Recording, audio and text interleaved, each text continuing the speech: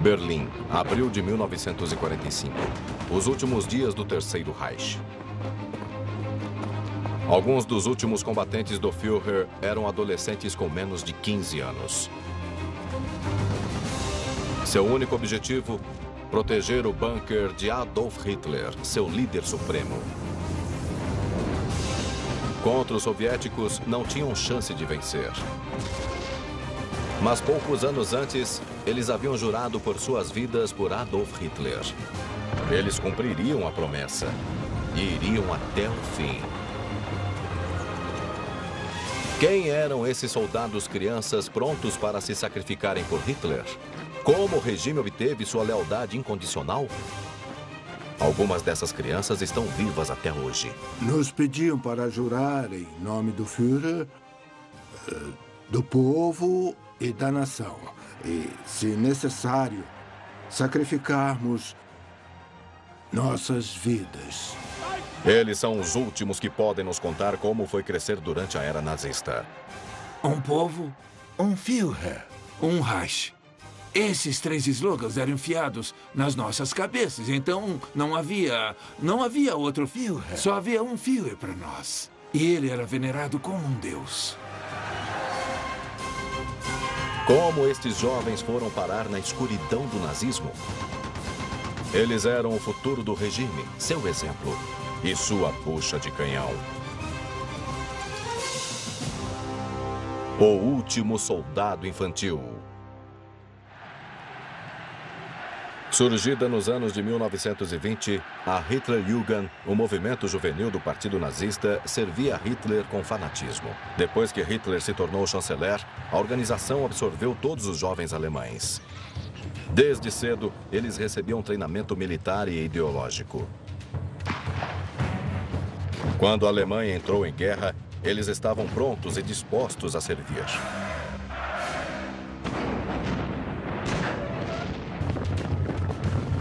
Em 1943, a juventude hitlerista foi convocada para a Flak, a defesa antiaérea. Eles apontavam holofotes e canhões na direção dos bombardeiros aliados para proteger as cidades alemãs. Não havia aulas, por isso as crianças adoravam. É difícil descrever o meu entusiasmo. Um oficial da Luftwaffe foi à escola e anunciou que quem tivesse nascido em 1926 e 27 iria entrar para a Luftwaffe entre 10 e 15 de fevereiro de 1943 como assistente de defesa. Nós pulamos da cadeira e gritamos de alegria. O barulho era ensurdecedor. De repente, virávamos soldados, que era exatamente o que esperávamos. Pura alegria. A defesa antiaérea estava pronta. Os ingleses iriam chegar. Os bandidos ingleses do ar soltam suas bombas em nossas cidades e vilas. Eles não miram apenas nossa economia de guerra. Eles buscam enfraquecer a força do povo alemão por meio do assédio constante. Estávamos convencidos que a Alemanha estava conduzindo uma guerra defensiva. Então cumpríamos nosso dever com zelo extremo. E nos esforçávamos ao máximo. Portando armas reais, vivendo perigosamente, a emoção era febril para muitos que finalmente lutavam como soldados, como homens, pelo Führer e pelo Reich. Dentre os 200 mil Flakhelfer estava o escritor Günter Grass e Josef Ratzinger, o futuro Papa Bento XVI.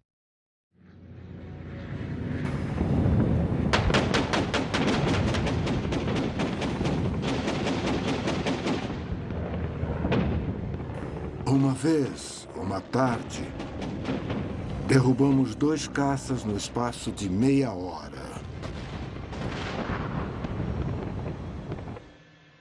E foi uma sensação de triunfo. Eu tinha recebido a insígnia de combatentes da unidade antiaérea, algo que você ganha se tiver participado da destruição de 8 aviões.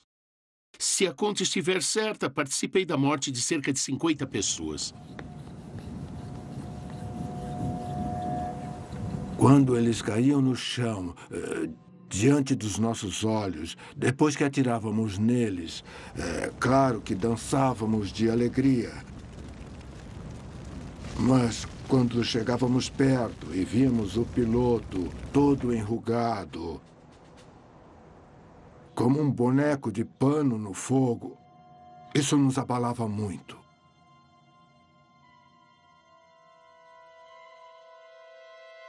Entre duas levas de ataques aéreos, os jovens soldados voltavam a ser quase crianças normais.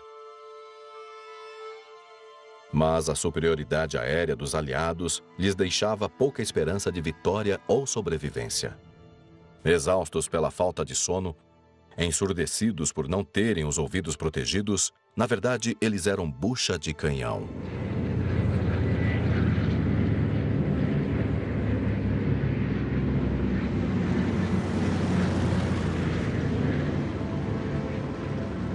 Ouvimos a sirene de ataque aéreo. Saímos dos alojamentos e fomos para o bosque ali perto.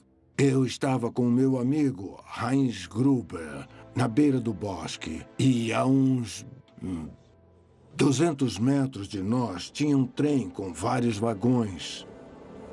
Aí vieram os caças e abriram buracos no trem todo, nos vagões cheios de produtos, que foram totalmente despedaçados.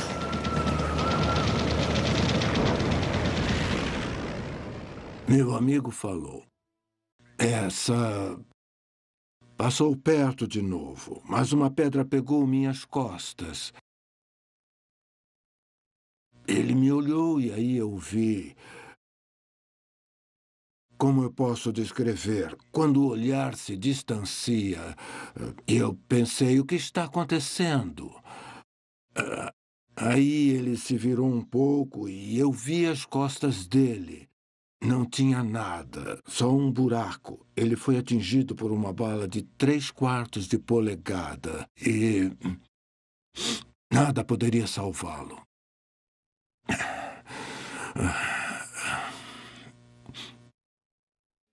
Alguns amigos nossos não voltaram da guerra e essa, para muitos de nós, foi definitivamente a grande lição que nos fez pensar sobre o verdadeiro significado de tudo. Mas também foi por coisas como essa que o aspecto de aventura de guerra começou a acabar. É claro, depois disso, foi dureza o tempo todo, foi feio e patético. Os aliados bombardearam pesadamente a Alemanha. Sob o bombardeio, os jovens estavam vivendo um pesadelo acordados. Eles participavam de operações da Defesa Civil ajudando vítimas dos ataques aéreos. Nós tínhamos que recolher os cadáveres, quer dizer, pedaços deles, e colocá-los em caminhões. E era um massacre indescritível.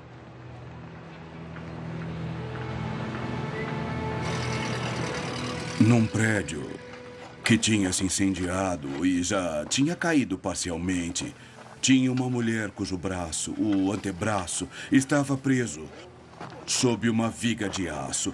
Primeiro, nós tentamos erguer a viga, mas aquilo era humanamente impossível, sabe? Nós não conseguimos erguer.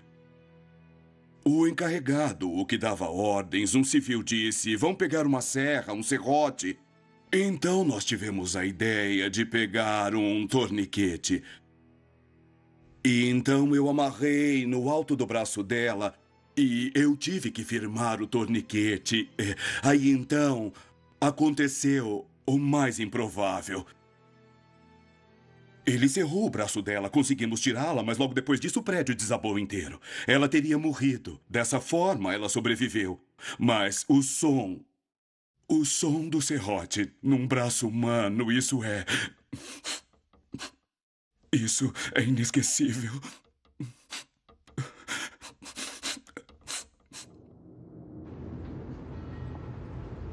A maior parte dessas imagens não era exibida.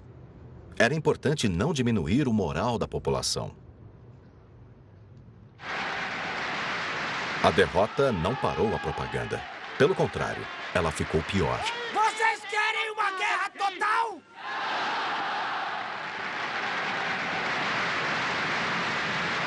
Vocês querem que ela seja mais completa e radical do que podemos imaginar?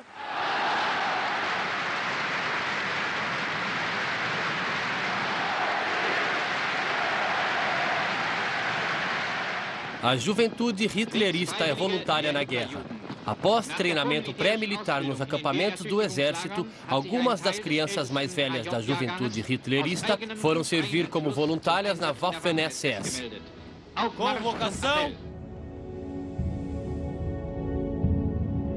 A propaganda do regime acertou em cheio. No outono de 1943, 16 mil jovens da classe de 1926 entraram para as fileiras de uma nova divisão blindada da Waffen-SS. Criada pelo líder da SS, Heinrich Himmler, a 12ª Divisão Panzer da SS foi batizada de Hitlerjugend. Eles tinham 16 e 17 anos, adolescentes que ainda não tinham o direito de fumar e beber, mas tinham o direito de matar. O regime contava com sua audácia e imprudência diante do perigo. Joseph Goebbels proclamou: "O inimigo agora deve saber que, mesmo para nossas crianças, não há outra opção a não ser lutar até o fim." Deixando a Bélgica, onde estivera treinando, a 12ª Divisão Panzer da Juventude foi para a Normandia. Em maio de 1944, a região não era considerada estratégica pela liderança da Wehrmacht, porque a invasão aliada era esperada em Pas-de-Calais.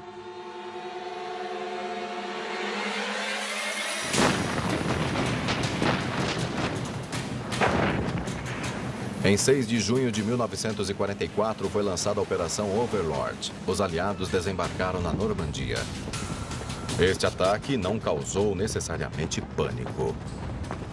Quando chegou a informação sobre o desembarque, fizemos a maior festa na unidade, porque pensamos, finalmente eles vão parar de nos atacar apenas pelo céu. Também vão nos atacar por terra. E assim nós poderemos derrotá-los. No dia seguinte ao dia D, a divisão Hitlerjugend foi mandada para Caen, um importante objetivo aliado.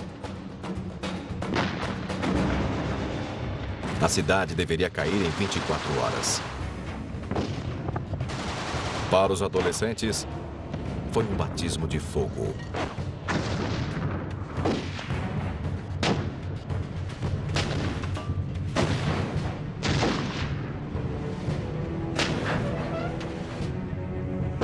A agressividade deles iria transformar essas 24 horas em 6 semanas de inferno para as tropas aliadas.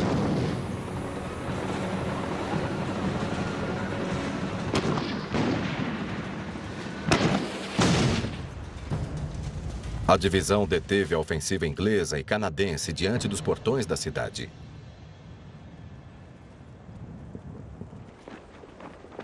A juventude hitlerista fez muitos prisioneiros. Câmeras alemãs filmaram os últimos momentos dos soldados condenados a morrer. À medida que os jovens soldados, sob o comando de Kurt Meyer, executavam seus prisioneiros de guerra às dúzias.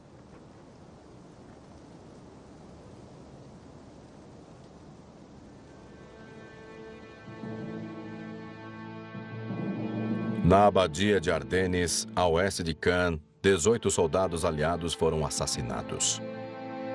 No pátio do castelo d'Hautrerie, 45 soldados canadenses foram executados. No total, a divisão Hitlerjugend da SS matou mais de 150 prisioneiros de guerra. As crianças do Terceiro Reich haviam se tornado criminosas de guerra. O pessoal jovem era fanático. Eles eram mais fanáticos que os pais. Estavam prontos para morrer por Hitler. Eles teriam corrido e pulado pela janela. Tinha que ter cuidado com eles, mais que com os adultos. Eles entraram numa loucura. Fariam qualquer coisa. Eram totalmente submissos a Hitler. Eram tão submissos que fariam qualquer coisa. Crimes de guerra, massacres, atos de violência. Os anos de doutrinação tinham compensado. Os aliados logo identificaram a 12ª Divisão Hitlerjugend, que apelidaram de Divisão Bebê. Sua imprudência e barbárie faziam deles um inimigo formidável. Os jovens em suas fileiras eram máquinas de guerra impiedosas. Eles não hesitavam em sacrificar suas vidas. Apesar do barbarismo que demonstravam, o regime os louvava.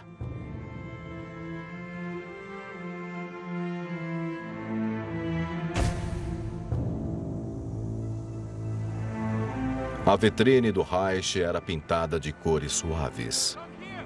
Mas a realidade era bem diferente. Os desembarques tinham ido bem.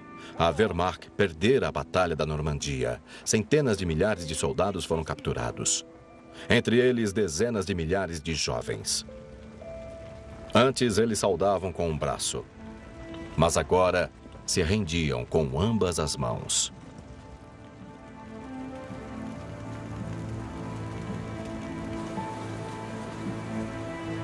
Essas derrotas não impediram a juventude hitlerista de continuar a luta em outras frentes.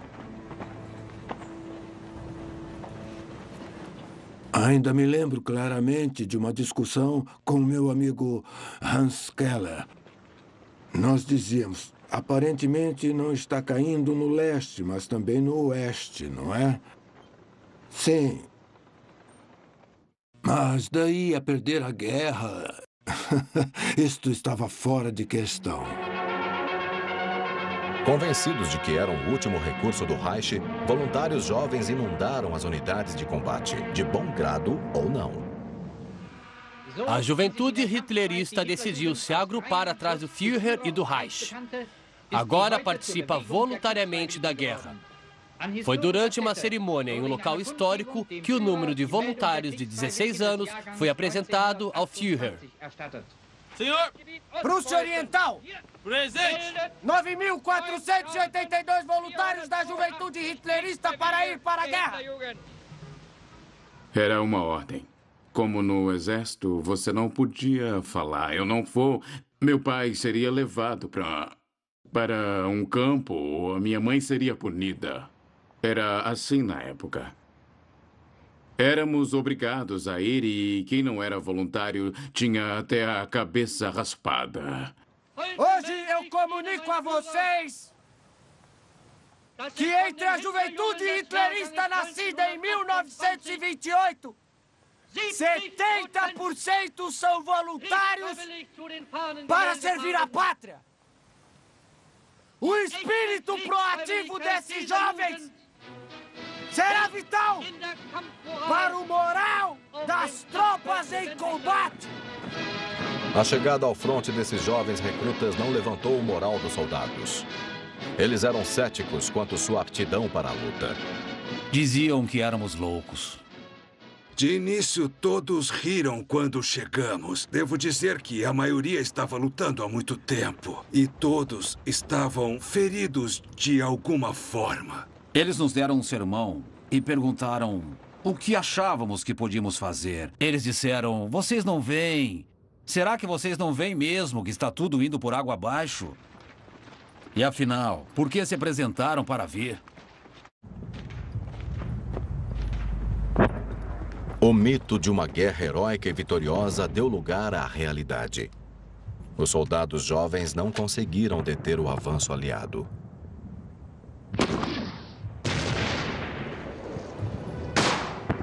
Eu fui com 4 amigos. Eram amigos mesmo. Não apenas soldados. E desses amigos, no espaço de 2 ou 3 semanas, 3 caíram.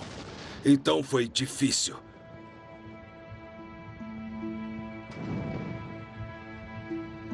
Nesse ponto, claro que sentíamos que éramos bucha de canhão. Tínhamos aprendido a lutar pelo país até a morte. E levamos isso muito a sério. E era o que queríamos fazer. Mergulhamos na loucura como que drogados. Homens cegos. Fosse na Batalha do Bulge ou na frente oriental, a juventude hitlerista marchava para a batalha. Eles não tinham escolha. A rendição era proibida. Pelotões fuzilavam desertores.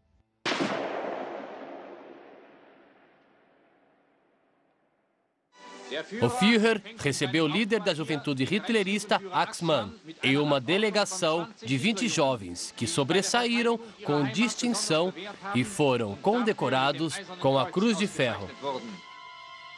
Em 20 de março de 1945, Adolf Hitler fez sua última aparição no noticiário e parabenizou a juventude hitlerista que ele mandara para o matadouro. Hitler disse a eles: sua luta agora é uma experiência vital. Ser ou não ser, essa é a alternativa do povo alemão. Estou certo que, apesar de nossas provações, a vitória será nossa, já que ela virá graças a vocês, nossos jovens, acima de tudo. Entre esses últimos combatentes havia crianças muito jovens, como Alfred Check, de 12 anos. Ou Wilhelm Hübner, 16 anos, mas que parece mais moço na entrevista da época. Quando os russos se aproximaram de nós, foi então que eu tomei a decisão de me apresentar como um voluntário. Minha missão era levar mensagens aos vários postos de combate. Com frequência, também levei lançadores de foguetes e provisões para o fronte. Hitler não era mais capaz de controlar seus gestos e sofria do que parecia ser a doença de Parkinson. Aos 56 anos, ele parecia um velho e não demonstrava remorso. Hitler e o seu grupo tinham perdido todo o senso de realidade. Ele não se importava com o que acontecia aos alemães. Hitler até dizia: se o povo alemão morrer, é o único responsável. Era de fato uma gangue de bandidos. Não tem outro modo de dizer. As cidades alemãs merecem ser destruídas. Eles são covardes demais, o povo me abandonou, era o que aquele idiota dizia. As cidades alemãs devem ser destruídas. Eles são covardes demais. O povo me abandonou, era o que ele dizia, o idiota. Em abril de 45, um mês antes da capitulação, a máquina continuava a operar. Soldados, crianças ainda eram enviados para a batalha. Nas cidades, cartazes convocavam a população a defender sua cidade. Até crianças de 10 anos eram convocadas.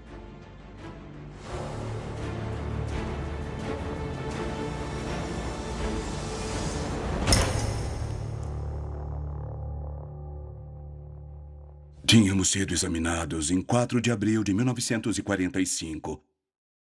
Alguns da minha classe foram considerados aptos. Recebemos uniformes de camuflagem da Waffen-SS. As mangas e as pernas das minhas calças tiveram que ser encurtadas, porque eu media 1,58 m. Por isso achamos que não havia uniformes de camuflagem para baixinhos. Em 16 de abril, começou a barragem de artilharia mais pesada da guerra. –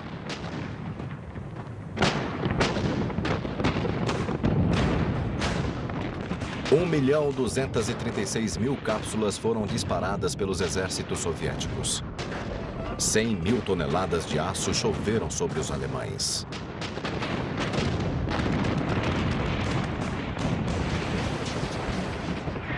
Em 25 de abril, o Exército Vermelho entrou em Berlim. Não importa onde estivessem, os jovens soldados, de repente, viram que poderiam morrer. Era uma questão de sobrevivência, sabe? Nós atirávamos na direção que achávamos que o inimigo viria. Nós simplesmente atirávamos com base no lema: atenção à frente. Como crianças brincando de jogar pedra, só que para nós eram granadas. Então eu lançava granadas e esperava ficar vivo. Fomos cercados 7 vezes.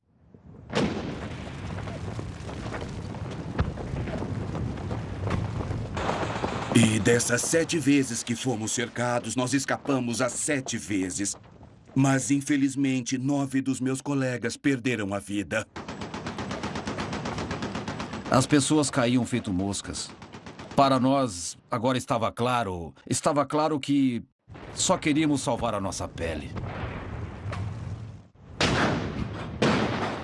Em abril de 1945, enfrentando o Exército Vermelho, a juventude hitlerista não tinha opção a não ser defender o Reich.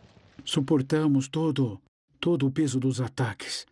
Meu amigo morreu e eu estava caído. Meus sapatos tinham sido arrancados dos meus pés. E aí eu fui para a trincheira, antes da próxima onda. Da próxima onda de ataque, antes das próximas bombas. Mas a trincheira foi atingida e eu fiquei enterrado. Ao meu lado estava um amigo meu, um soldado ferido. E ele me dizia, me ajude, Alphonse. Mas o líder estava adiante.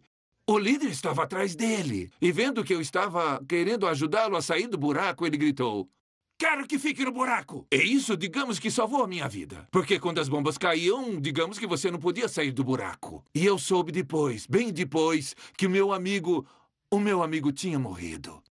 Nem dá para imaginar. Foi a pior coisa que eu já vivi na minha vida. E foi quando eu comecei a pensar, quem precisa dessa guerra? Foi quando eu entendi o que era uma guerra.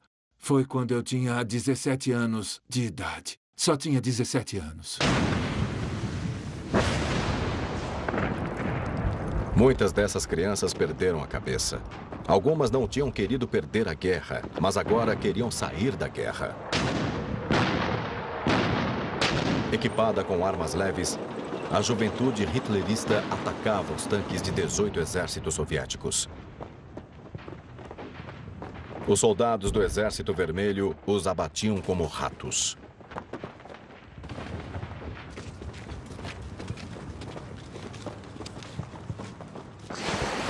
Enquanto os jovens eram dizimados, Adolf Hitler estava abrigado em seu bunker, 7 metros abaixo do chão.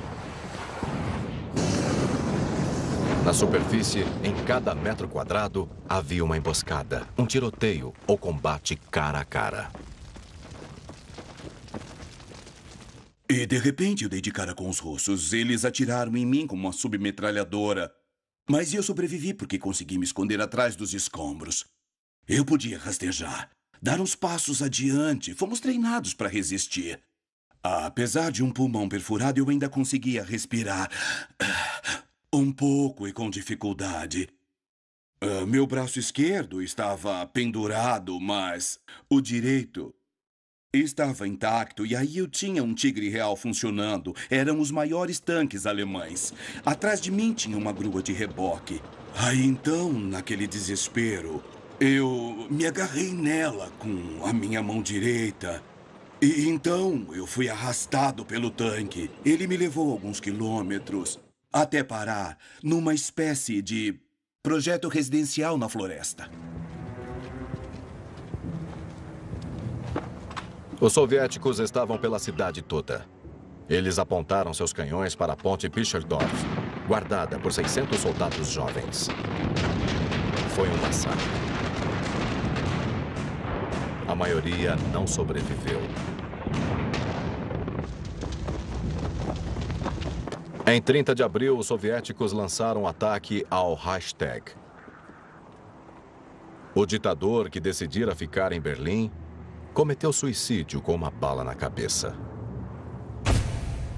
A juventude hitlerista, que se considerava filha do Führer, subitamente ficou órfã. E eu vou dizer mais ou menos como eu disse naquela época. Morreu um herói, nada mais. É claro, um herói entre aspas. Este foi um dos fenômenos mais curiosos na história da Alemanha, naqueles anos. Ao meio-dia ainda obedeceríamos qualquer ordem do Führer, mas a 1h da tarde tinha acabado tudo. Como isso era possível? Eu não fazia a menor ideia. Foi como um despertar, como acordar de uma ressaca. Quando Hitler morreu, eu fiquei muito triste. Muito desolado, e num bloco eu escrevi em 1º de maio de 1945. O Führer está morto. O que acontecerá agora? Solomon Perel era um jovem judeu alemão. Ele ocultou sua identidade para não ser exterminado. Tido como um rapaz de origem alemã, ele ficou integrado por 3 anos como um membro jovem do partido. Talvez você pense que esse jovem judeu Solomon ficou encantado. Não. Minha reação foi atenuada. Na verdade, recebi a notícia assim: o Führer está morto. Tudo está arruinado. Mas ao mesmo tempo pensei: talvez eu saia do perigo. Em maio de 1945, a rendição incondicional foi assinada pelos últimos altos dignitários do Terceiro Reich nos subúrbios de Berlim. A juventude hitlerista, que fora atraída pela perspectiva de poder e glória, não colheu mais que o horror da guerra e a derrota.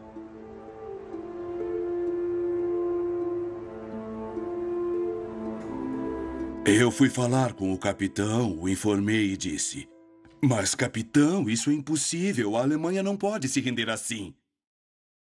Com isso, o capitão pôs a mão no meu ombro e falou: "Sabe, rapaz, a verdade às vezes pede mais coragem do que mentiras." Aí então eu entendi.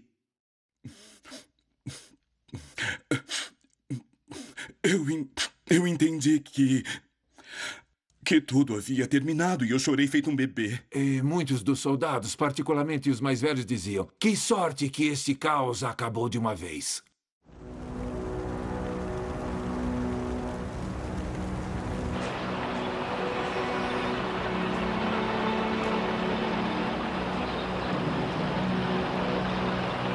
A Europa estava exaurida pela guerra. Enquanto os aliados dividiam a Alemanha, milhões de refugiados tentavam voltar a seus países. Entre eles, Hans Munchenberg, ferido, precisava de cuidados e omitiu a verdade.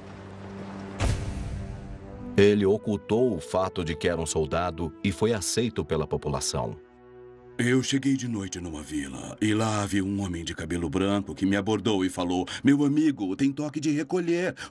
Você não poderia estar na rua agora."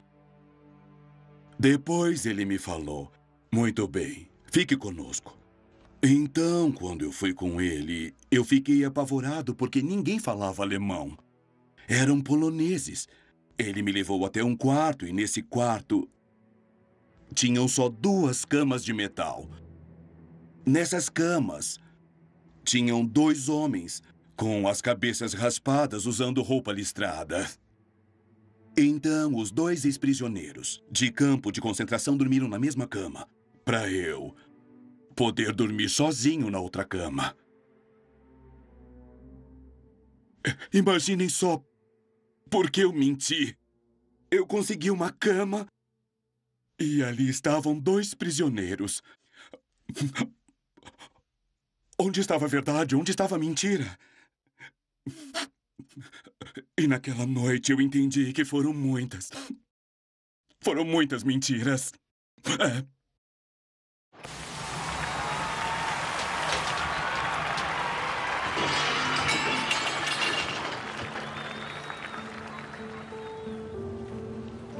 Para a juventude hitlerista, a queda do Reich não constituiu necessariamente uma libertação.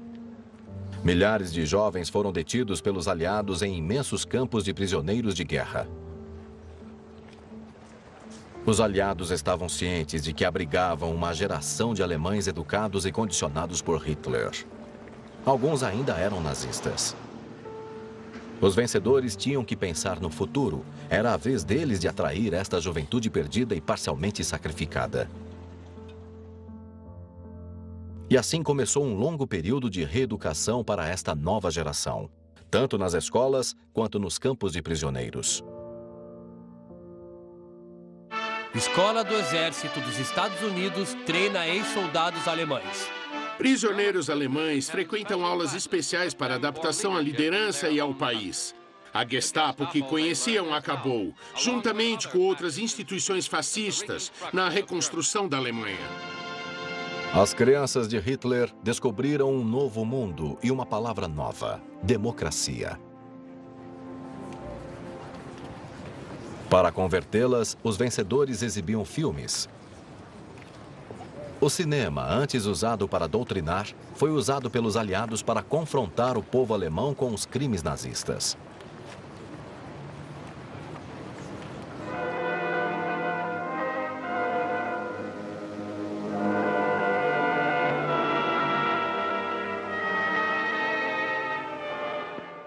Tivemos que ver filmes de Auschwitz. Horror atrás de horror.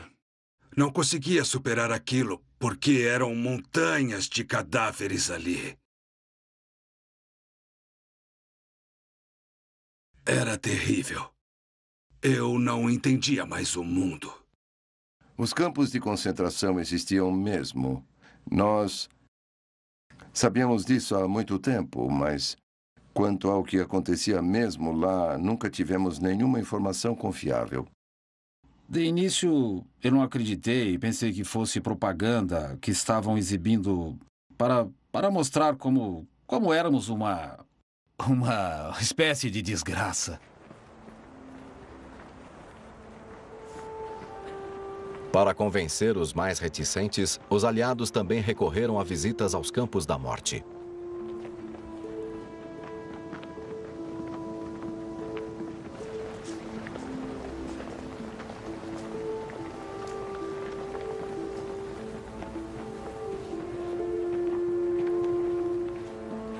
Ficamos chocados porque alemães fizeram isso e depois todos nós ouvimos os primeiros testemunhos como um povo que tinha Goethe, Schiller e tantos outros na sua história pôde fazer uma coisa assim.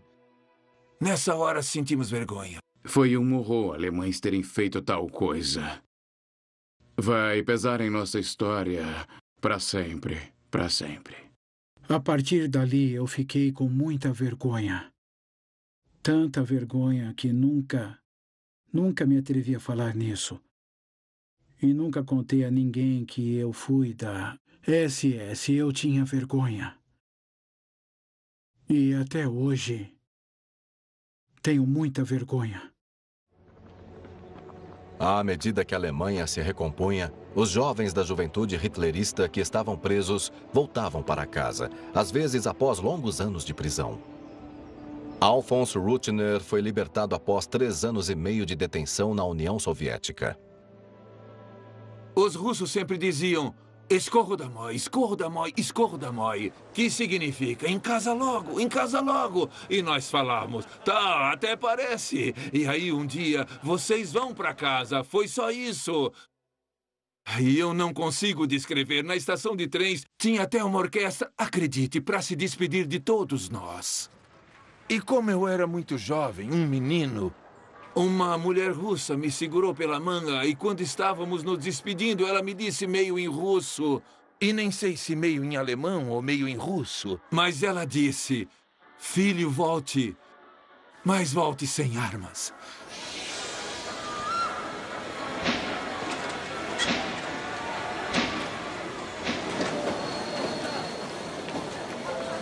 Depois de muitos anos em Minas belgas, Wilhelm Kuyper encontrou sua família. Eles ficaram surpresos. Minha mãe não conseguia falar, ela não largava a minha mão, ela não falou nada. Apenas me tocava.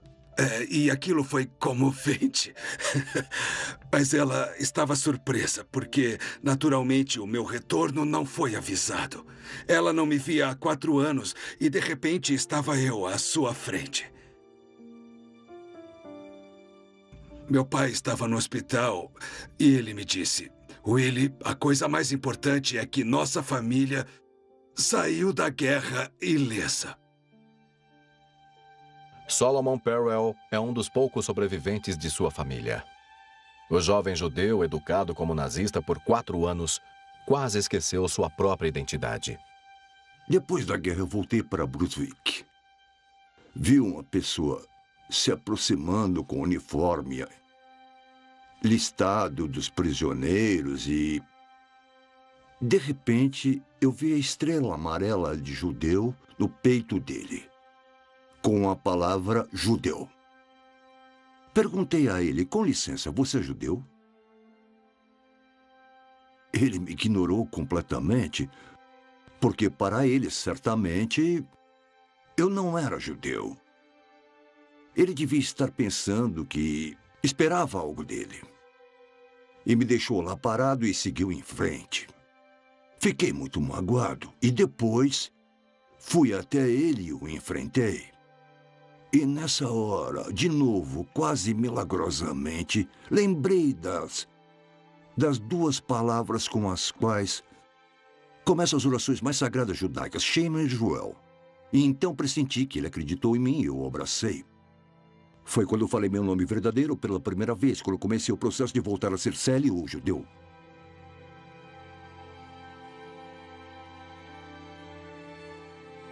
Na nova Alemanha em construção, muitos entenderam que o regime lhes roubara a juventude.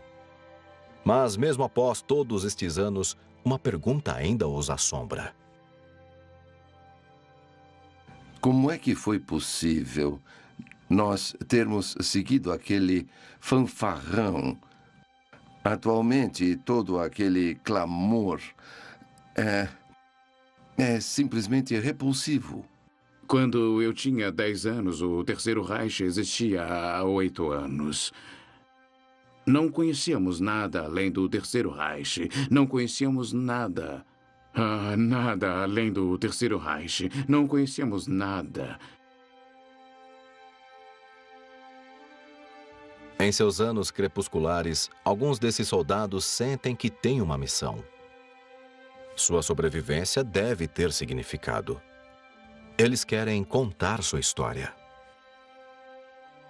Um dia, eu estava numa escola e fui um dia ou dois antes das férias escolares. Claro, os alunos não estavam muito interessados. É compreensível, todos queriam sair de férias, não ficar ouvindo aquilo. Então eu disse a eles, você era uma imigrante, disse a ela. Eu teria matado você.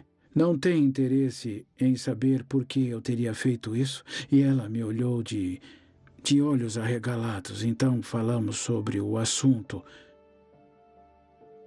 É meu dever, é a única coisa que ainda posso fazer.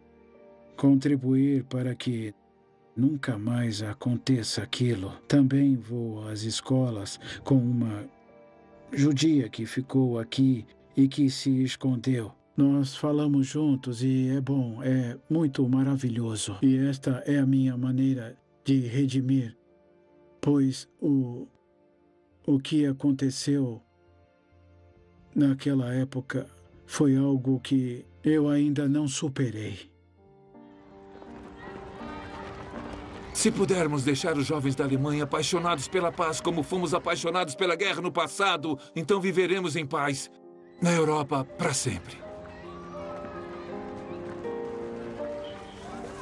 As pessoas sempre reclamam da democracia. E eu digo a elas, vejam isto e isto. Pense no Terceiro Reich. Uma democracia problemática ainda é melhor do que um Estado totalitário.